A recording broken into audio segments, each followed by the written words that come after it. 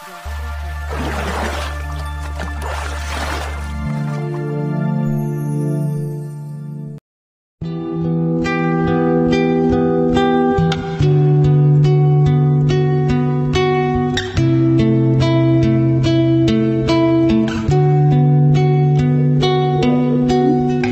Assalamualaikum warahmatullahi wabarakatuh. Waalaikumsalam warahmatullahi wabarakatuh. Bismillah, alhamdulillah, wassalatu wassalamu ala rasulillah wa ala alihi wa ashabihi man walah, wala hawla wala quwwata illa billah, amba'duh. Alhamdulillah rabbil alamin. Hadirin Bapak Ibu jemaah rahmatullah, kita bersyukur kepada Allah Ta'ala yang senantiasa memberikan kita nikmat-nikmat yang besar, nikmat iman, nikmat Islam, dan termasuk juga nikmat kesehatan dan kesempatan yang hari ini Allah beri kepada kita, sehingga kita bisa bersama-sama berkumpul di forum kajian online kita. Semoga kajian kita ini menjadi bagian dari amal soleh kita semuanya, dan semoga Allah berkenan berikan kita ilmu yang manfaat. Amin ya rabbal alamin. Amin. Hadirin rahmatullah, hari ini kita akan mulai bahas kitab Syarah Umdatul Ahkam, ya. Ini kitab-kitab hadis tentang hukum, ya. Di mana kita berharap kepada Allah Ta'ala dengan belajar kitab ini kita semakin jelas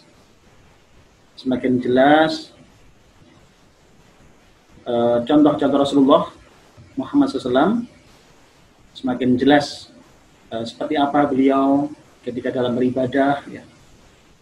Kemudian kita berharap kita bisa meniru, ya. Kita bisa meneladani beliau dengan sebaik-baiknya. Hadirin Allah, namun sebelumnya mari kita baca surat Al-Fatihah sebagai doa. Semoga Allah berkenan memudahkan setiap urusan kita, memberikan kita senantiasa bersemangat mencari ilmu, dan semoga Allah membimbing kita ke jalan yang benar, ke jalan yang Allah ridhoi, dan kelak Allah mengumpulkan kita di surganya Allah Subhanahu wa taala. Ala hadiniyah wa kulli niyatin shalihah. Al-Fatihah. A'udzu billahi minasyaitonir rajim. Bismillahirrahmanirrahim. Alhamdulillahirabbil alamin. Rahmanirrahim. Maliki yaumiddin. Na'budu wa iyyaka nasta'in. Ihdinas siratal mustaqim. Siratal ladzina an'amta 'alaihim ghairil maghdubi 'alaihim waladdallin. Amin. Hadirin Allah, kita mulai membahas tentang hadis-hadis yang ada di dalam kitab ini. Hadis pertama adalah penjelasan kedudukan niat terhadap amalan. An Umar ibn al-Khattab radhiyallahu an. Hadis dari Umar bin Khattab radhiyallahu an. Dia berkata, Sami'tu Rasulullah sallallahu alaihi wasallam yaqul, saya pernah mendengar baginda Rasulullah bersabda, innamal a'malu binniyat. Sungguhnya setiap amal-amal disertai niat-niat. Wa fi riwayatin binniyah. Dalam riwayat yang lain adalah binniyah. Tidak jamak tapi tunggal. Wa innama likulli imri'in ma nawa. Dan sungguhnya bagi setiap orang apa yang dia niatkan. Faman kanat hijratuhu ila Allah wa rasulih, maka barang siapa yang hijrahnya adalah kepada Allah dan Rasulnya, fa hijratuhu ila Allah wa rasulih, maka hijrahnya kepada Allah dan Rasulnya. Wa man kanat hijratuhu ila dunya yusibuha, dan barang siapa yang hijrahnya adalah menuju dunia yang ingin diraihnya, aw imra'atin yang yatazawwajuha, atau demi perempuan yang ingin dinikahinya, fa hijratuhu ila ma hajara ilaih, maka hijrahnya kepada apa yang dia hijrah untuknya. Hadirin rahimakumullah, ini hadis pertama dalam kitab ini membahas tentang niat. Bahwasannya segala sesuatu ada niatnya. Segala sesuatu pasti ada niatnya. Kalau mungkin saya gambarkan, niat itu adalah motivasi. Setiap sesuatu ada motivasinya. Kita makan, motivasinya adalah untuk kita bisa kenyang misalkan. Motivasinya adalah agar kita bisa kuat kerja misalkan. Maka niat-niat ini, motivasi ini akan menentukan apakah kita mendapatkan pahala apa tidak. Maka barang siapa yang niatnya karena Allah, maka Allah akan memberikan pahala bagi dia. Tapi jika niatnya bukan karena Allah, maka pahala tidak didapatkan. Jadi di sini sangat jelas sekali, barang siapa yang hijrahnya adalah karena Allah, maka dia mendapatkannya. Tapi kalau orang dunia atau karena perempuan yang dinikahinya, maka dia akan mendapatkan itu dan tidak mendapatkan pahala. Oleh karena hadirin, dalam pembukaan kitab ini, dalam hadis pertama ini, kita akan diingatkan, mari senantiasa kita berniat yang baik. Niatkan yang baik, mencari ilmu karena Allah, mencari ilmu bukan karena kita ingin dilihat orang, ingin dianggap orang pinter atau apa, sama sekali tidak. Niatkan karena Allah. Niatkan karena ini adalah perintah Allah. Allah merintahkan kita untuk mencari ilmu. Allah merintahkan kita untuk semakin mendekat kepadanya, berlari kepadanya, melalui jalan-jalan yang telah Allah tunjukkan, melalui ketaatan kepada perintahnya, dan melalui meninggalkan apa yang dilarangnya. Hadirin Allah, ini yang pertama. Jadi kedudukan niat terhadap amalan ini sangat urgent sekali. Maka kalau kita ingin setiap kegiatan kita bernilai ibadah, maka niatkan yang baik. Makan misalkan, apa bisa kita dapat pahala? Bisa. Niatkan yang baik. Misalkan kita berniat ingin bisa kuat ibadah, ingin bisa kita kuat dakwah, ingin kita bisa kuat mencari harta yang halal misalkan, maka insya Allah ketika kita makan itu sudah pahala mengalir, karena niatannya adalah untuk beribadah, untuk menopang dan menguatkan ibadah kepada Allah Subhanahu Wa Taala. Allah alam. Kemudian yang berikutnya adalah hadis kedua, yakni hukum sholat tanpa wudhu. Hukum sholat tanpa wudhu.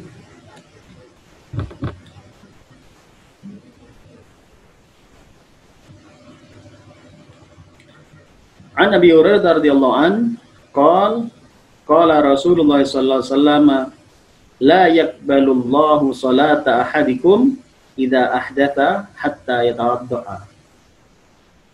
Dari Abu Hurairah radhiyallahu an, dia berkata, Rasulullah Muhammad sallallahu alaihi wasallam bersabda, Allah tidak menerima sholat salah seorang dari kalian apabila dia berhadas hingga dia berwudu.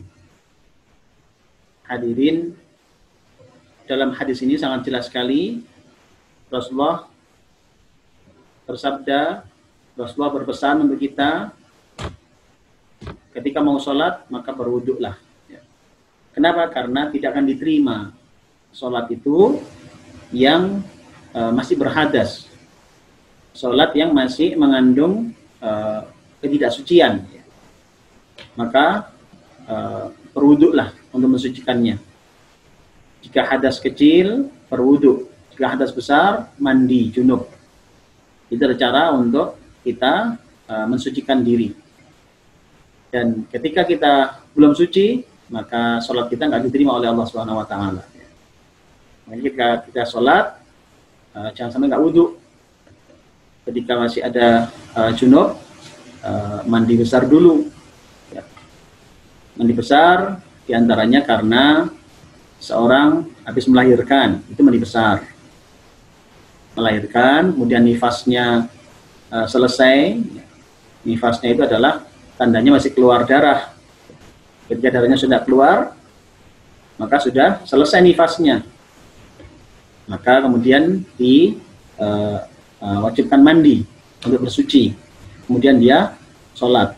Ketika masih nifas, masa nifas, dia belum wajib sholat ya, karena memang dia masih kondisi sedang udzur ya. Dia orang haid juga. Nah, ketika sudah selesai masanya, maka dia harus mandi, kemudian dia mandi besar maksudnya ya, kemudian dia kewajiban untuk sholat. Ya. Adapun ketika haid juga begitu. Ya. Termasuk juga ketika hadas besar ya. Mungkin setelah bertemu dengan suami, istri ya, maka harus mandi besar. Karena ketika tidak mandi besar, maka ini mengandung hadas. Dan ketika mengandung hadas, maka sholatnya tidak diterima. Jelas sekali hadisnya. La yaqbalullahu sholata ahadikum idza ahdatha hatta yatawaddaa. Tidak diterima sholat. Allah tidak menerima sholat salah seorang dari kalian apabila dia berhadas hingga dia berwudu. Artinya kalau hadas kecil dia berwudu, atau hadas besar dia harus mandi. Hadirin rahimakumullah, dalam kandungan hadis ini juga bahwa sholat memiliki kedudukan agung di sisi Allah Azza wa Jalla. Sholat memiliki kedudukan yang agung di sisi Allah Azza wa Jalla.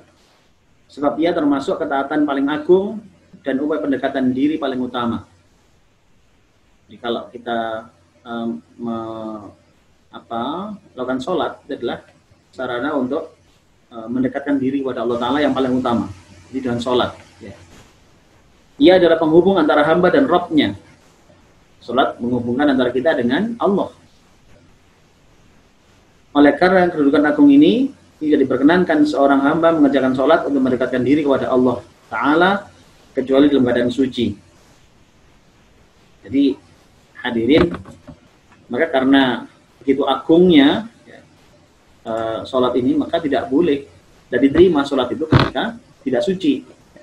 Maka ketika kita ada hadas, ya, hadas kecil, berwuduklah. Kalau hadas besar, maka mandilah. Gimana caranya mandi? Mandi ada dua rukunnya, niat, kemudian yang kedua adalah meratakan air seluruh tubuh. Meratakan air seluruh tubuh. Jadi, makanya kalau ada yang haid, sudah selesai haidnya, maka mandi besar. Ya, wajib mandi besar. Kemudian setelah dia bersuci, dilaksanakan sholat. Ya. Hadirin rahimakumullah, itu hadis kedua. Karena hadis ketiga, ya.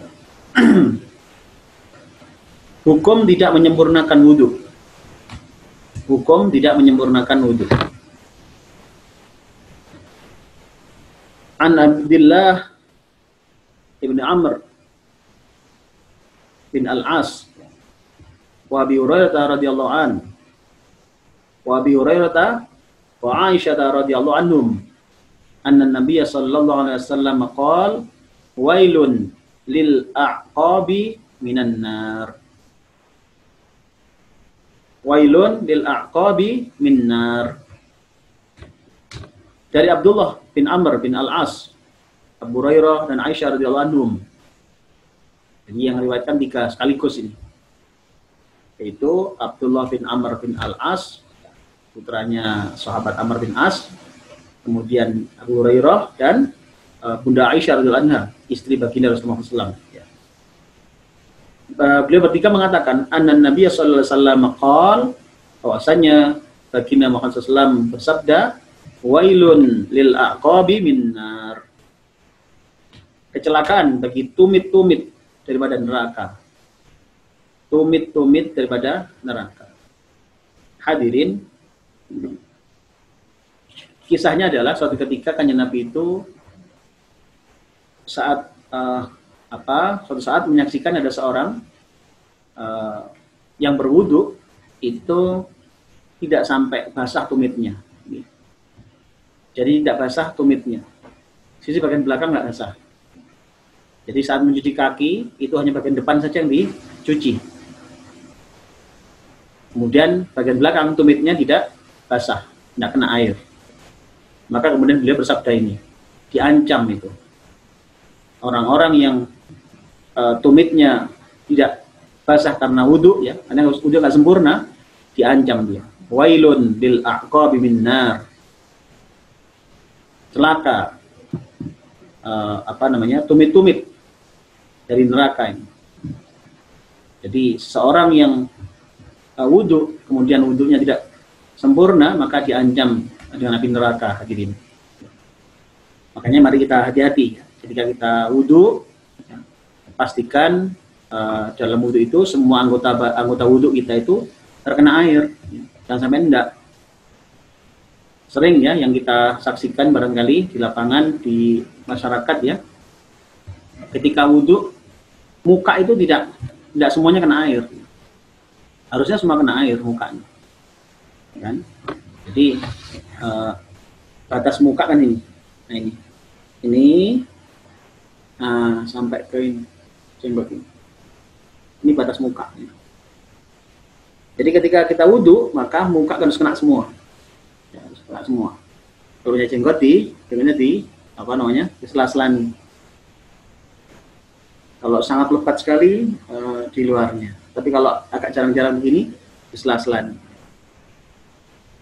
Kemudian yang sering tidak basah adalah selain muka itu adalah tangan. Ya, kadang sikutnya ini wudu, tapi ternyata sikutnya belum basah. Ya. Jelas tidak sah ini. Baik kanan maupun kiri. Kemudian yang terutama lain adalah tadi tumit tadi, kaki tadi. Ternyata yang dibasahi cuma bagian depan, sedangkan bagian belakang tidak basah karena air, wudunya belum sempurna, maka ini diancam dengan api neraka. Ya.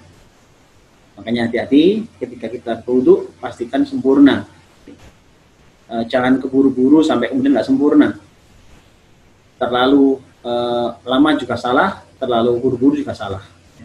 Jadi pastikan wudu kita benar-benar sempurna dengan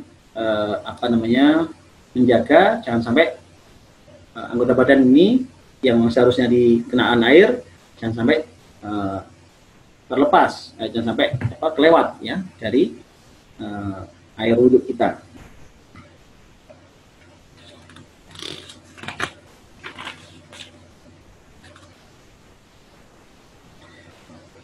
Dalam hadis ini ada beberapa kandungan yang perlu kami sampaikan, yakni karena toharoh atau bersuci merupakan syarat paling penting bagi sholat dan tidak menyempurnakannya berakibat tidak sempurnanya sholat, maka Nabi SAW pun mengancam tindakan tidak menyempurnakan bersuci tersebut. Hadirin, tadi di bagian awal saya jelaskan bahwasanya sholat tidak akan diterima kecuali wudu. Ya. Hanya kalau tidak wudu, sholatnya nggak diterima. Ya. Kalau tidak wudu, maka sholatnya tidak diterima. Ya. Maka dalam hadis yang ketiga ini Rasulullah memperingatkan ya, bahkan mengancam dengan keras, yaitu orang yang nggak sempurna wudunya, maka dia akan diancam neraka. Jadi bagian-bagian tubuh yang tidak tersentuh air itu, yang seharusnya tersentuh air, tapi kurang, ya, sehingga kelewatan, maka itu akan disiksa dengan api neraka. Makanya kita harus hati-hati, ya, karena ini merupakan kesempurnaan wudu yang harus dilakukan demi kesempurnaan sholat. Ya. Makanya hati-hati ketika wudu, karena itu adalah urusan dengan diterima atau tidaknya sholat. Ya. Jadi jangan sampai sholat kita yang sudah kita lakukan sungguh-sungguh ternyata nggak diterima gara-gara wudhunya nggak sempurna. Ya, naudzubillah teman, naudzubillah. Maka Nabi mengancam tadi ya, mengancam tindakan tidak menyempurnakan bersuci tersebut, jadi saya. Gimana beliau sallallahu alaihi wasallam mengancam orang yang tidak sempurna dalam mensucikan sebagian anggota wudu dengan azab daripada neraka. Ditimpakan khusus kepada anggota tubuh yang tidak disucikan secara sempurna tersebut. Ya, tadi sudah dijelaskan. Jadi bagian tubuh yang tidak tersentuh dengan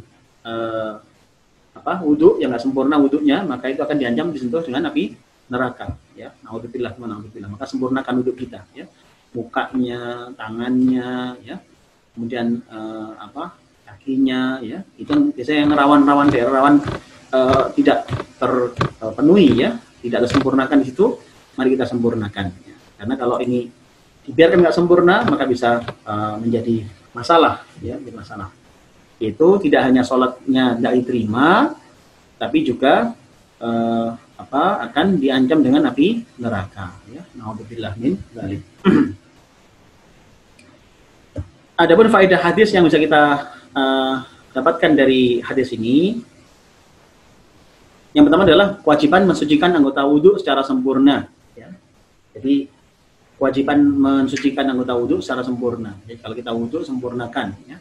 Anggota-anggota wudhu kita sempurnakan, karena ini perintah Allah yang kemudian disampaikan Rasulullah secara tegas tadi. Ya. Yang kedua adalah ancaman bagi yang tidak sempurna dalam mensucikan sesuatu daripada anggota wudhu. Jadi adanya ancaman bagi yang tidak sempurna dalam mensucikan anggota wudhu ini. Jadi kalau wudhu hati-hati, jangan remehkan, karena ketidaksempurnaan anggota wudhu kita itu imbasnya adalah tidak sepele, ya. Jadi bukan hanya sholatnya nggak diterima saja, tetapi dia akan diancam dengan api neraka. Makanya kalau wudhu sempurnakan, terutama ini mungkin anak-anak kita barangkali, ya. Anak-anak kita kalau sekarang ini mungkin masih usia-usia balita, kenalkan dengan wudhu. Sudah mulai kelas 1, kelas 2, ajarkan wudhu dengan benar. Ya, awasi wudhunya, ya, awasi jangan sampai dia wudhunya salah. Jangan wudhunya kurang, anggota badannya kurang yang dibasuh, ya. Atau bahkan kelewat, ya, sampai. Makanya harus dididik. Ya.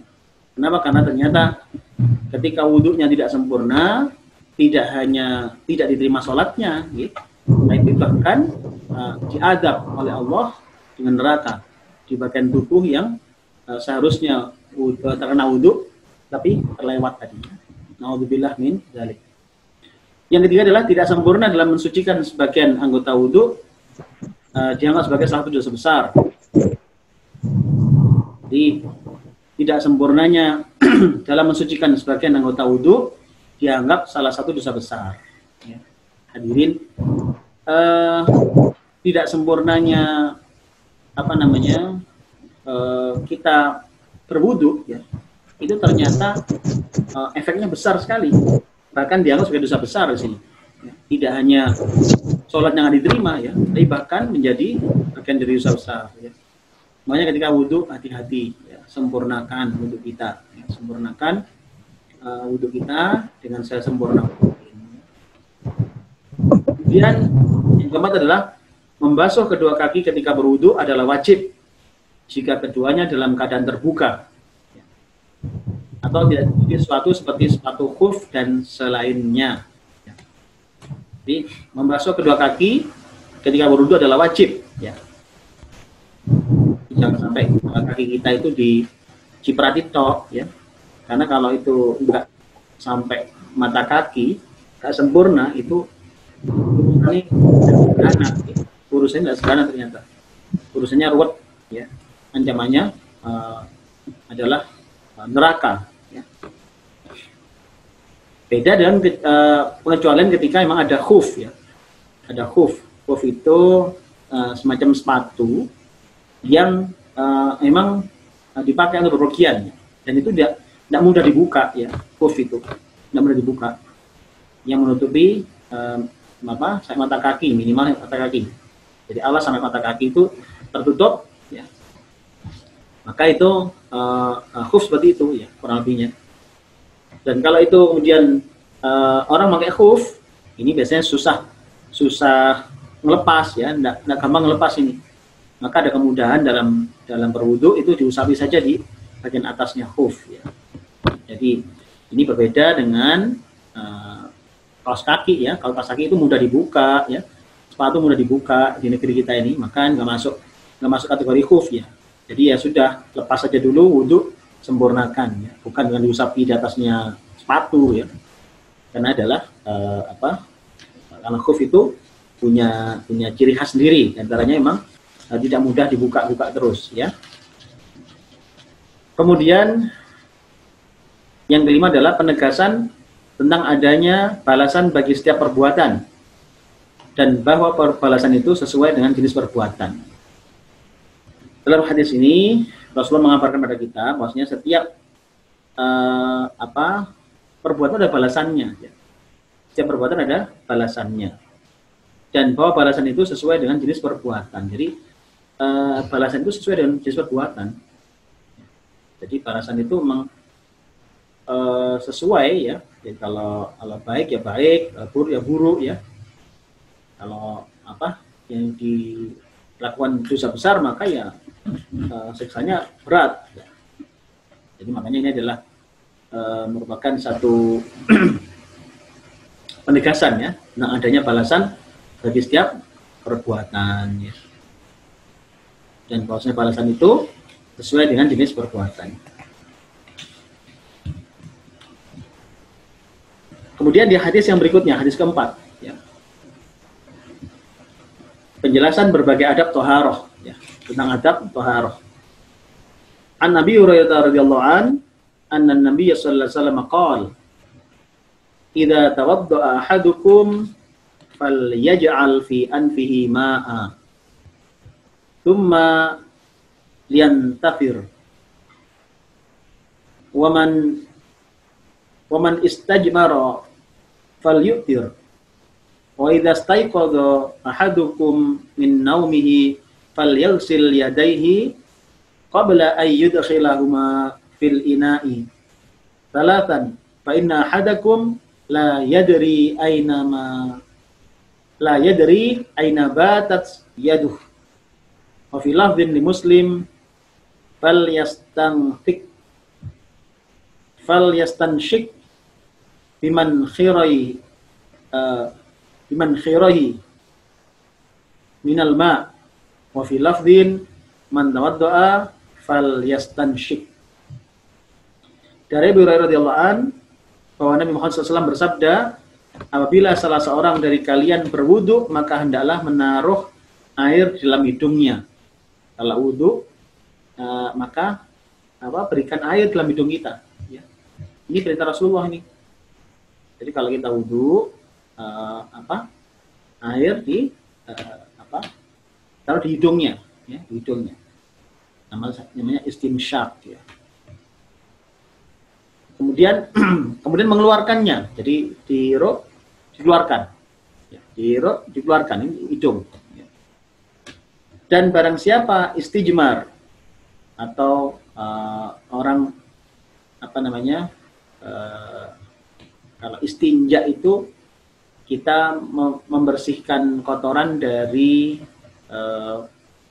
lubang kemaluan atau lubang dubur, ya, itu dengan air, itu istinja namanya. Jadi kita kalau habis buang air kecil, buang air besar itu kan harus dibersihkan, gitu. Itu namanya istinja.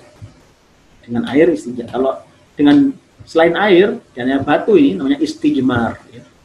Jadi selain air, yang boleh adalah batu, ya, dengan batu. Jadi kalau misalkan di suatu daerah yang tidak ada air, maka gunakan batu, itu bisa. Ya. Maka hendaklah mengganjilkannya.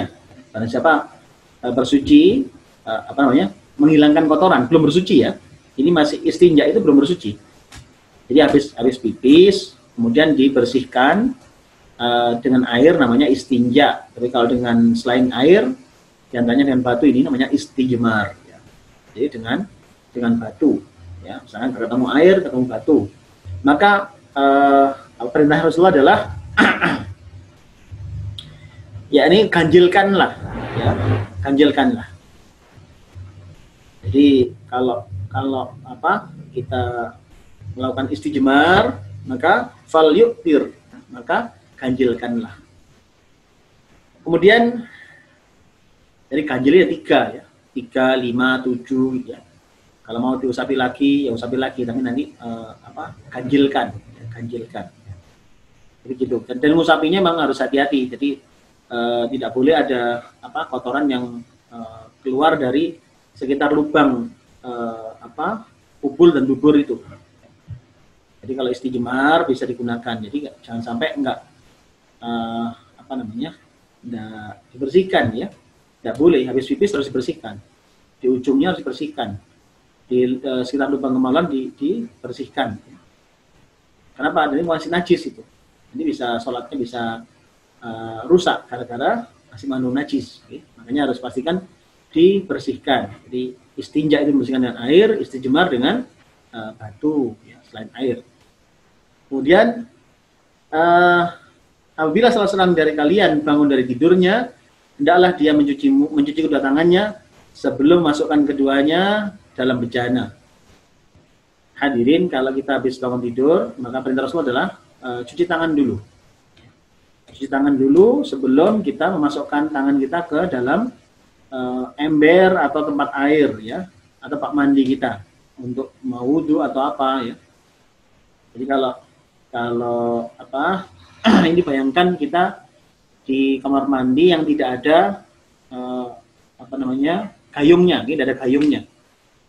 Ada tempat air, nggak ada gayung. Bagaimana caranya? Maka cucilah tangan dulu 3 kali. Ini perintah Rasulullah. Cuci tangan dulu 3 kali. Cuci tangan dulu 3 kali, baru tangan kita digunakan untuk ambil air. Ya, baru digunakan untuk ambil air. Ya. Cuci dulu 3 kali. Jadi cuci dulu 3 kali, baru buat ngambil air. Ya. Dan nyucinya sebanyak 3 kali. Ya, Rasulnya nyucinya sebanyak 3 kali. Jadi kalau sekarang ini kita mau ngambil air di kamar mandi, misalkan nggak ada gayung ya, maka cuci dulu. Walaupun sudah ada gayung, yang sunnahnya cuci tangan dulu, cuci dulu aja tangannya. Tangan dulu 3 kali, baru gunakan untuk mengambil air. Ya. Kenapa ini? Ya. Kenapa ini? Rasul menyebutkan, fa inna ahadakum la yadri aina batat yaduh. Karena sungguhnya salah seorang di antara kalian ya tidak akan tahu, tidak ada yang tahu ya, aina batat yaduh, itu kemana atau di mana tangannya itu menginap ya. Artinya di mana tangannya bermalam. Jadi ketika tangan kita ini ketika bubuk ya, ketika tidur, kita tidak tahu tangan kita ini kemana ya. Mungkin garuk sana, garuk sini ya. Mungkin yang kita garuk itu barang kotor, kita nggak tahu ya, kita tidur. Atau mungkin megang apa yang kita nggak ngerti ya. Maka ketika bangun tidur, cuci tangan dulu. Nah, ini perintah Rasulullah nih. Jadi kalau kita ini ingin meniru baginda Rasul, ini diantaranya. Yuk kita tiru, ternyata bangun tidur itu caranya seperti itu. Jadi cuci tangan dulu, baru gunakan tangan untuk mengambil air. Ya. Kenapa kalian fa inna ahadakum la yadri aina batat yaduh. Karena tidak seorang pun tahu tangannya bermalam di mana. Mungkin di tempat yang kotor-kotor, mungkin di tempat yang najis, ya, nggak ngerti, ya, karena tidur. Ya. Kemudian wa fi lafdhin li Muslim, dalam lafaz Imam Muslim, fal yastanshik biman khiraihi, hendaklah dia menghirup air dengan kedua lubang hidungnya. Ya. Kalau dalam lafadznya Imam Muslim ya, itu menghirup. Kalau tadi kan meletakkan saja ya, meletakkan air, cup-cup itu, paling tidaknya dihirup, sedot, ya, sedot, dihirup dengan kedua lubang hidungnya, dalam lafaz lain, barang siapa berwudu adalah masukkan air dalam lubang hidung. Ya. Jadi ada yang menaruh saja, ada yang menghirup. Ya. Dan ini dalam lafaz hadisnya berbeda, tetapi yang terpenting adalah kita tahu bahwasanya ternyata memang sunnahnya demikian. Ya.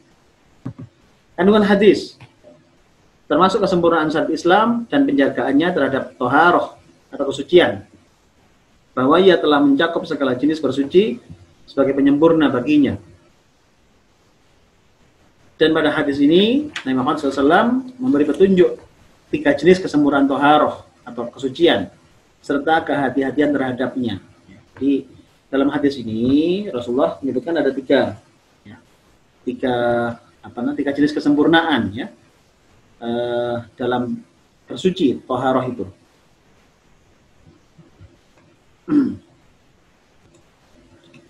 Jadi ada 3 kesempurnaan dalam bersuci ya, toharoh ini.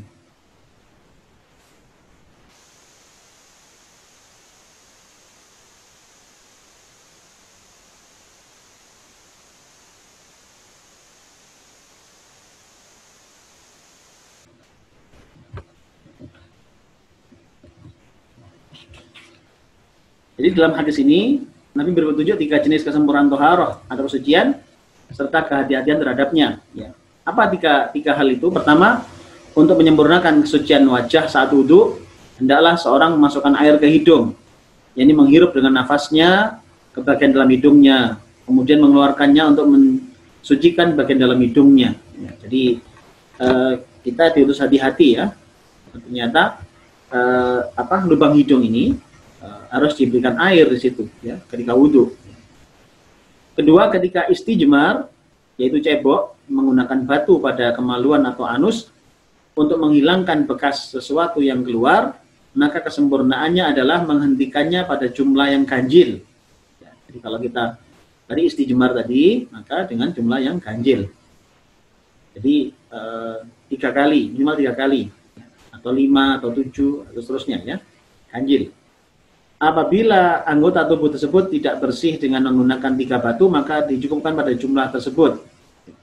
Tetapi bila kebersihan dicapai dengan menggunakan 4 batu, hendaknya ditambahkan atasnya batu kelima. Nah, gitu. Jika membersihkannya 3 cukup ya sudah. Tapi kalau ternyata nggak cukup dengan 3 batu ya, nggak cukup, maka batu keempat. Ternyata batu keempat sudah mau selesai, sudah genepkan 5. 5 nggak selesai, maka ke-6. 6 genepkan jadi 7. Itu caranya. Jadi apa namanya? Hentikan di ganjil, jangan genap, tapi ya, hentikan di bilangan ganjil. Itulah perintah Rasulullah SAW. Ya. Bila anggota tubuh tersebut telah bersih, demikian pula kebanyakan perkara-perkara syariat diakhiri pada jumlah ganjil. Ya, tadi ya. Ketika mencuci tangan 3 kali setelah bangun tidur, sebelum masukkannya ke dalam bejana air atau yang sepertinya daripada cairan. Nabi Muhammad SAW memerintahkan tersebut seraya menjelaskan hikmahnya, ya, yaitu bahwa orang yang sedang tidur tidak menyadari di mana tangannya bermalam. Ya. Jadi kita harus hati-hati di 3 hal tadi ya. Pertama adalah kesucian dalam berwudu, ya, kesempurnaan dalam berwudu maksudnya. Ya. Di antaranya adalah masukkan air ke hidung. Yang kedua adalah istijmar tadi dengan batu, maka cukupkan 3. Kalau memang cukup 3, kalau ternyata kurang ya 5. 5 kurang ya 7. Itu seterusnya. Pokoknya nanti kan di bilangan ganjil. Ya. Kemudian yang faedah hadis ya. Yang pertama adalah anjuran memasukkan air ke dalam bagian dalam hidung lalu mengeluarkannya ketika berwudu. Ya. Jadi ketika berwudu, masukkan air dalam hidung, kemudian disemprotkan keluar. Ya. Tempatnya adalah sebelum membasuh wajah. Ya. Tempatnya adalah sebelum membasuh wajah. Jadi kapan sih kita membasuh hidung itu, memasukkan air ke hidung itu adalah sebelum membasuh muka. Ya. Ini termasuk kesempurnaan membasuh wajah, sehingga hukumnya adalah fardu sebagaimana halnya membasuh wajah. Jadi makanya dalam kitab ini bahkan diharuskan jangan kalau wudu itu hidung ini harus dimasuki air ya. Jangan sampai enggak. Jadi jangan sampai langsung wudu begini. Karena ini dianggap kesempurnaan dari membasuh wajah ya. Maka masukkan air ke dalam lubang hidung, kemudian keluarkan ya, disemprotkan keluar ya. Baru kemudian masuk muka. Yang kedua, anjuran mengakhiri istijmar pada jumlah ganjil, meskipun telah bersih pada jumlah genap. Namun intinya adalah tetap pada kebersihan. Jadi faedah kedua adalah hadis ini mengarahkan kita usahakan ketika beristijmar itu adalah pada bilangan ganjil. Ya. Prinsipnya adalah sebersih mungkin, ya, itu ganjil. Yang ketiga adalah anjuran mencuci kedua tangan sebanyak 3 kali bagi yang bangun tidur. Ya. Jadi anjuran mencuci tangan bagi yang bangun tidur sebelum masukkan kedua tangan itu kepada bejana air atau sejenisnya dari berbagai cairan.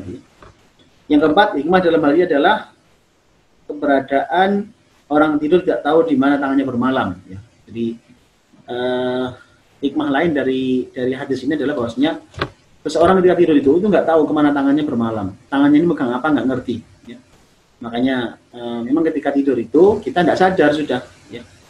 Makanya kalau kita tidur itu mau tangannya kasih uang ratusan ribu ya, 500.000 dikasihkan di uangnya ya nggak bisa ya, tetap dia ngorok saja. Ya. Karena emang nggak sadar dia tangannya di mana nggak sadar. Ya. Dan itu yang Rasulullah sebutkan tadi aina batat yaduh, ya. Kemana tangannya bermalam, ya. Nggak tahu di mana. Ya. Kemudian yang kelima adalah baiknya cara mengajar Nabi Muhammad SAW, di mana beliau SAW mengaitkan hukum dengan penjelasan hikmahnya agar mukallaf orang yang dikenal ibadah syariat semakin bertambah keimanannya. Hadirin, ini cara Rasulullah mengajar itu ternyata seperti itu ya. Jadi di mana beliau mengaitkan hukum dengan penjelasan hikmahnya. Jadi kalau kita ini ada hukum wajib, yang apa yang dilarang itu Rasulullah sebutkan ini kenapanya itu ada hikmah di baliknya itu Rasulullah sebutkan ya. Ini caranya mengajar begitu sehingga seorang itu semakin bertambah keimanannya. Jadi makanya kalau kita mengajar pada anak kita sekali waktu perlu dijelaskan ya. Memang kalau umurnya belum nyampe emang ya mungkin hanya cukup diingatkan kan sholat seenaknya ya. Mungkin tapi ya sudah targetnya karena masih umur 1-2 tahun ya sudah targetnya yang penting dia ngerti orang sholat. Nanti setelah umur 3 tahun mulai agak gede kita ajari sholatnya seperti apa. Mungkin dia masih keliling-keliling, masih ke sana kemari ya. Tapi semua diajarkan. Nah, ketika sudah semakin besar diberikan hikmahnya. Kamu kalau nggak sholat ini perintah Allah loh ya. Kalau kamu nggak sholat ini Allah bisa nggak suka sama kamu. Kalau kamu nggak disukai Allah, mau jadi apa coba? Rezeki susah, ya, hidup susah, ya gitu karena kamu nggak disukai sama Allah. Kenapa? Karena kamu nggak menjalankan perintah Allah. Nah, jadi berikan hikmah-hikmahnya kepada mereka. Itu ternyata cara Rasulullah mendidik seperti itu. Ya. Wallahu a'lam. Ya. Kemudian dari sini tampak jelas pula ketinggian syariat serta kesempurnaannya. Ya. Yang keenam adalah kesempurnaan syariat Islam dalam memperhatikan masalah kebersihan dan kehati-hatian dalam hal tersebut. Ya. Yang keenam ini adalah kesempurnaan syariat Islam dalam memperhatikan masalah kebersihan. Jadi kebersihan itu penting dalam Islam ya. Jadi kalau seorang itu mengaku Islam, mengaku Muslim, semestinya kebersihannya itu dijaga ya. Jangan gampang kotor-kotor begitu. Bajunya, badannya ya. Harusnya bersih. Ya. Seorang Muslim itu begitu. Jadi kenapa? Karena kebersihan itu sangat diperhatikan. Ya. Bagaimana tadi Rasulullah sangat memperhatikan kesempurnaan dalam membersihkan diri tadi ya.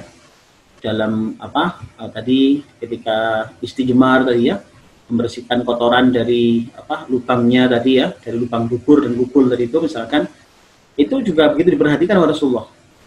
Kemudian wudhunya sendiri diperhatikan sampai sempurna, jangan sampai ada sikut yang kering, sampai ada tumit yang kering, begitu dijaga oleh Islam ini, dan itu menunjukkan betapa sempurnanya agama kita ini. Ya. Ternyata sampai detail begitu, kita diatur detail sekali ya. Dan ini merupakan bukti kesempurnaan Islam ini. Ini luar biasa. Hadirin rahimakumullah, Bapak Ibu sekalian rahimakumullah. Islam ini sangat detail dan itu memang sangat bukti bahwa memang Islam ini sempurna dan memang datang dari Allah ya. Tidak ada yang ajaran yang detail itu melebihi Islam, tidak ada. Islam sangat detail sekali. Bayangkan sampai masuk kamar mandi ada aturannya, keluar kamar mandi ada aturannya, masuk kaki kiri, keluar kaki kanan, ada doanya sendiri. Ya. Kemudian mau tidur ada doanya sendiri, ada caranya sendiri. Islam luar biasa, ya. Sampai sedemikian diatur. Kenapa? Karena emang manusia ini pada dasarnya adalah harus ditata. Kenapa manusia karena berangkat dari ketidaktahuan, ya. Maka kemudian dididik, dibimbing oleh ajaran Islam ini kalau mau selamat. Ya. Jadi kalau kita ingin selamat sudah ikuti Rasulullah Muhammad SAW ya, melalui dawah-dawahnya, melalui syariat Islam yang